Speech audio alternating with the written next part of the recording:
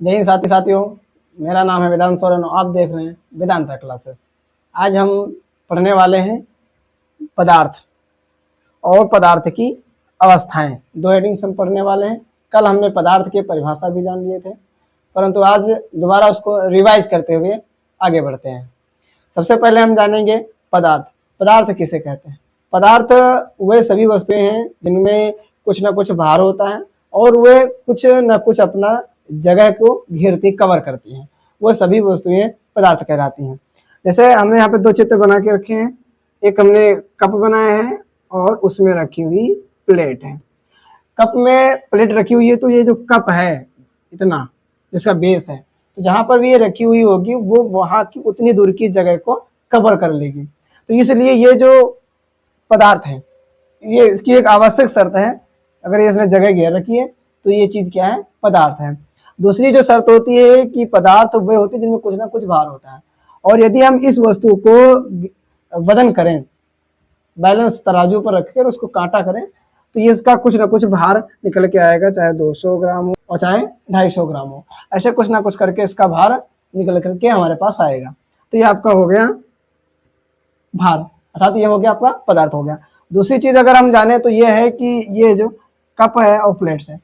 दूसरी चीज है, कप प्लेट को यदि हम किसी बैलेंस पे रखें तो इसका कुछ ना कुछ भार निकल के आएगा, और इसका ये जो जहाँ पे रखी हुई होगी वो उतनी दूर की जगह को कवर कर लेगा, ढक लेगी। तो ये इसकी आवश्यक दोनों शर्तें, पदार्थ की जो दोनों आवश्यक शर्तें हैं उसको ये मान रही है। इसलिए हम जो है कप प्लेट को एक पदार्थ की श्रेणी में रखते हैं। ये जैसे हमारा मार्कर है, ये व्हाइट बोर्ड है, ये हाथ है, ये डस्टर है। तो ये डस्टर को अगर हम यहाँ पे रख रहे हैं तो यहाँ पे इतनी दूर की जगह को इसको कवर कर रहा है, इसलिए ये आपका पदार्थ होगा। इसको अगर कांटे पे रखें तराजू पर तो ये कुछ ना कुछ इसका भार होगा, वेट निकलेगा। तो इसका ये दोनों आवश्यक शर्तें जो हैं स्थान घेरती हैं और भार, ये दोनों चीजें जो है दोनों आवश्यक शर्तें मान रही हैं, इसलिए हम पदार्थ इसको कह सकेंगे। दूसरी चीज यहाँ पे बनी हुई कार, हंसना मत, ये कार, ये तो ये कार है। ये कार सड़क पर जहाँ पर खड़ी होती है तो हम उतनी दूर का इस जगह पर कवर कर लेती है। तो जहाँ पर कोई पदार्थ है जहाँ पर रखा होगा वो उस जगह पर कोई दूसरा पदार्थ हम नहीं रख सकते, क्योंकि ऑलरेडी उसने दूसरा जो जगह है कवर कर रखी है। तो ये हम पदार्थ को बहुत ढंग से अच्छी तरीके से जान चुके हैं। आगे हम जानेंगे पदार्थ की अवस्थाएं। तो पदार्थ की अवस्था, स्टेट ऑफ मैटर्स, पदार्थ की अवस्थाएं कितनी पाई जाती हैं? तो मेनली जो पदार्थ हैं वो 3 प्रकार के होते हैं। ठोस, पहला है ठोस, और दूसरा है द्रव। ठोस को अंग्रेजी में हम बोलते हैं सॉलिड, माने होता है ठोस। द्रव को अंग्रेजी में, और तीसरी जो पदार्थ की अवस्था है उसका नाम है गैस। गैस अंग्रेजी वर्ड है, इसका अंग्रेजी गैस ही होता है। ओके, ये 3 अवस्थाएं पदार्थ की, ठोस, द्रव और गैस। ठोस, द्रव, गैस, ये तीनों अवस्थाएं, और तीनों अवस्थाएं में कुछ ना कुछ अंतर होता है, और उन अंतर को हम क्लियर करने वाले हैं। ठोस, द्रव और गैस। अब हम जो है इनके अंतर को जाने। पहले आप सब लोग जान चुके हो, जानते भी हो, अगर नहीं जानते तो कि जो सभी पदार्थ हैं वो छोटे छोटे कणों से मिलकर, और जिन पदार्थों में, जिन वस्तुओं में उनके जो कण हैं ज्यादा पास पास होते हैं वो पदार्थ उतनी ही ज्यादा सॉलिड होती हैं, और जिस पदार्थ में उसके कण दूर दूर होते हैं वो पदार्थ उतना मुलायम होता जाता है। तो जो ठोस होते हैं वो ऐसे पदार्थ होते हैं जिनमें उनके कण ज्यादा पास पास होते हैं। तो यहाँ पर हम जानने होंगे, तो यही इसका एक जो है प्रमुख गुण है कि जो ठोस है इनमें जो कण है ये अधिक पास पास होते हैं। अधिक पास पास होने का मतलब ये है कि इनके कणों के बीच जो खाली जगह है वो कम होती है, यानी कम रिक्त स्थान, कम रिक्त स्थान। तीसरी चीज जानेंगे हम ठोस के बारे में कि इनके जो कण हैं अधिक पास पास इसलिए होते हैं क्योंकि इनके जो कणों के बीच में जो लगने वाला आकर्षण बल वो अधिक, तो आकर्षण बल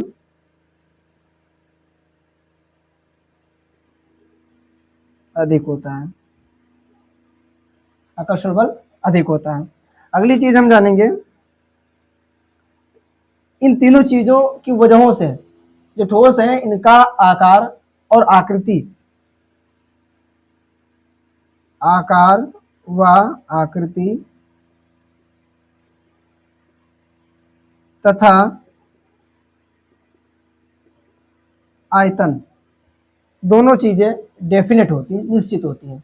अगर ठोस है तो उसका आकार भी निश्चित होगा और उसका आयतन भी निश्चित होगा। अब ये दोनों चीजें जान लेते हैं। आकार का मतलब यह है कि अगर ये वस्तु लंबी है तो ये हमेशा लंबी रहेगी, चाहे हम इसको हाथ में रखें, चाहे बैग में रखें, चाहे झोले में रखें, ए टू जेड अलमारी में रखें, कहीं भी रखें, ये वस्तु जैसी है वैसी ही दिखेगी। इसका शेप, उसका साइज बदलने वाला नहीं है। आयतन का मतलब है कि जो जितनी स्थान घेर रहा है उसके, जो स्थान जितना घेरेगा उसकी जो आकृति है, जो स्थान घेरेगा वो स्थान में परिवर्तन नहीं होगा। जो घेराव है, घेराव में परिवर्तन नहीं होगा। जैसे कि अगर ये मान लीजिए आपका ये आपका मार्कर है, तो मार्कर चाहे हम जिस जगह रखें वो उस जैसा है वैसा ही रहेगा। अगर हम एक सेब लेकर आए, सेब सॉलिड होता है, अगर सेब को झोले में रखेंगे और उसको उठा करके फिर एक बर्तन में रख दें तो उसके आकार में परिवर्तन होने वाला नहीं है। जैसा सेब गोल होता है, राउंड शेप थोड़ा सा होता है, वो वैसा ही रहेगा। ये होगा आयतन। अगर वहीं बात कर लें पानी की, तो पानी में जो कण होते हैं ठोस की अपेक्षा थोड़ा दूर दूर होते हैं, ठोस की अपेक्षा थोड़ा दूर दूर होते हैं, और पानी के कणों के बीच जो रिक्त स्थान होता है वो ज्यादा होता है, तथा इनके बीच जो लगने वाला आकर्षण बल भी कम होता है, क्योंकि जब कण दूर दूर होंगे तो उनके बीच जो लब वाला जो एक्शन है, जो फोर्स है वो कम होगा अर्थात कमजोर होगा, तो वो दूर दूर है इसलिए वो कमजोर होगा। तो तीसरी चीज है कि आकार एवं आकृति पानी का निश्चित नहीं होता है। साइज, जो साइज होता है वो डेफिनेट नहीं होता है। जो पानी का साइज होता है वो डेफिनेट नहीं होता। जिस बर्तन में रखोगे वो उसी बर्तन का आकृति ले लेगा। अगर आप बोतल में रखोगे तो पानी जो है उस बोतल का आकार ले लेगा। अगर वही एक बाल्टी में रखोगे तो बाल्टी का आकार ले लेगा। एक पाइप में रखोगे तो पाइप का आकार ले लेगा। मतलब जैसी भी वस्तु में जिस बर्तन में पानी को रखोगे वो जो पानी है उसी का आकार ग्रहण कर लेगा, तुरंत नकल कर लेगा, कॉपी उस चीज का कर लेगा बिना किसी देरी के। हाँ, आयतन जो होता है पानी का निश्चित होता है। आयतन को हम पानी को लीटर में मापते हैं, और यदि हमने 1 लीटर पानी लिया है तो चाहे उसको किसी भी बर्तन में, किसी भी जगह, किसी भी बर्तन में रखें वो 1 लीटर ही रहेगा। चाहे किसी बर्तन में रखें, चाहे किसी बोतल में रखें, चाहे किसी बाल्टी में रखें, आकार तो बदलता रहेगा वस्तु के आकार की जैसे, लेकिन उसका आयतन उतना ही रहेगा जितना हमने लिया है। अगली चीज जानेंगे, वही उसी क्रम में है। जैसे हमने द्रव में ही चाय आती है, चाय या कॉफी, तो चाय को हमने जब कप में लिया तो कप थोड़ा सा ऊपर होता है, उठा हुआ होता है, गहरा होता है, तो वो जो है उस कप का आकार ले लेगा। वहीं अगर कप से चाय को उड़ेल करके इसमें रख लें प्लेट में, तो जो प्लेट छिछला होता है तो प्लेट का जो आकार ले लेगा पानी का। यहाँ पे जो चाय है वो कप का आकार ले लेगा। वही अगर बात करें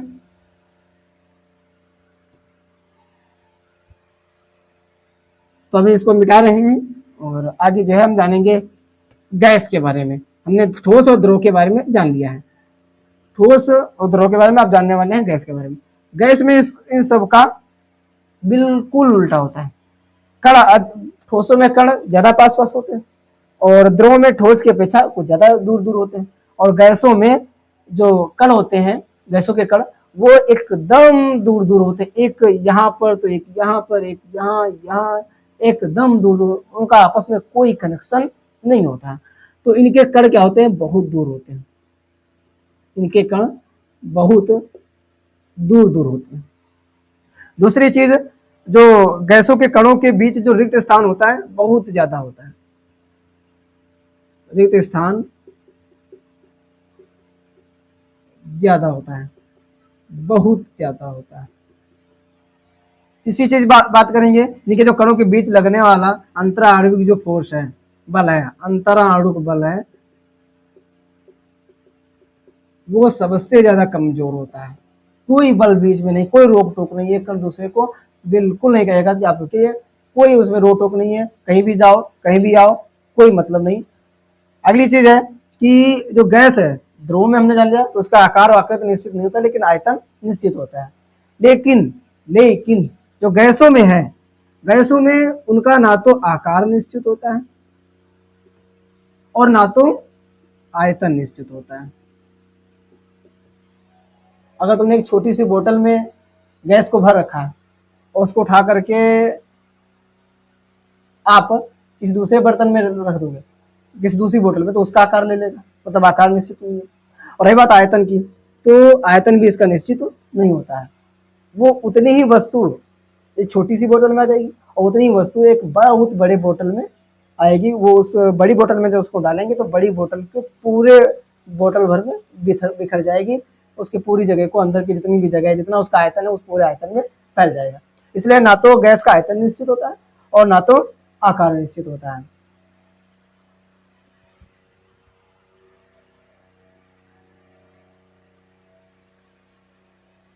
ये चीजें हमने जान लिया। एक इसको एक बार हम जो दोबारा एक सरसरी नजर से देख लेते हैं कि जो ठोस होते हैं इनका आकार निश्चित होता है, इनकी आकृति निश्चित होती है, इनका आयतन निश्चित होता है, ये बहते नहीं है, इनमें बहने का गुण नहीं होता है, ये ठोस होते हैं अर्थात सॉलिड होते हैं। और दूसरी चीज अगर की बात करें तो ये ज्यादा सघन होते हैं, इनके कण पास पास होते हैं और ये ज्यादा संपीड़न का इनके ऊपर कोई ज्यादा प्रभाव नहीं पड़ता है। संपीड़न वर्ड आ गया तो इसको हम बता दें आपको, संपीड़न का अर्थ होता है कॉम्प्रेस यानी दबाव, दबाने पर जो चीज दब जाती है उस क्रिया को, उस प्रोसेस को, प्रक्रिया को संपीड़न कहते हैं। तो संपीड़न का बहुत ज्यादा असर पड़ता है नहीं। और तीसरी अगर हम बात करें प्रसार की, प्रसार मतलब फैलने वाला गुण, तो ठोसों में फैलने का भी गुण बहुत ही कम, एकदम नगण्य के बराबर पाया जाता है। अगर ठोस उसमें फैलती तो अगर आपकी किताब आज 25 सेंटीमीटर चौड़ी है तो 1 साल 1 महीने बाद वो 27 सेंटीमीटर की हो जाती है। तो फैलने का गुण ठोसों में बिल्कुल नगण्य के बराबर होता है।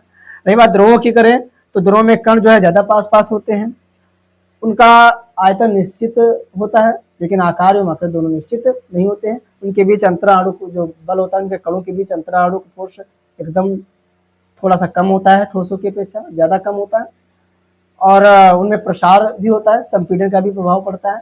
अगर उसको हम पानी, किसी बोतल में पानी रख करके उसको अगर दबाएंगे तो पानी जो है नीचे बैठ जाएगा अर्थात दब जाएगा। और ये पानी फैलता भी है। अगर इसको गर्म करें तो पहले, जब गर्म करेंगे तो बॉयल होने से, उबलने से पहले पानी थोड़ा ऊपर की ओर बढ़ेगा अर्थात उसमें प्रसार होगा पानी में। अगर अगली बात करें तो ये ठोस नहीं होता अर्थात रिजिड नहीं होता है। और अगली बात करें तो इसमें बहने का गुण पाया जाता है। ये बहुत ही महत्वपूर्ण इम्पोर्टेंट है कि पानी में जो है बहने का गुण पाया जाता है, फ्लो का गुण पाया जाता है। पानी का सबसे खास गुण यही है बहाव का। अगली चीज जानेंगे हम गैस के बारे में।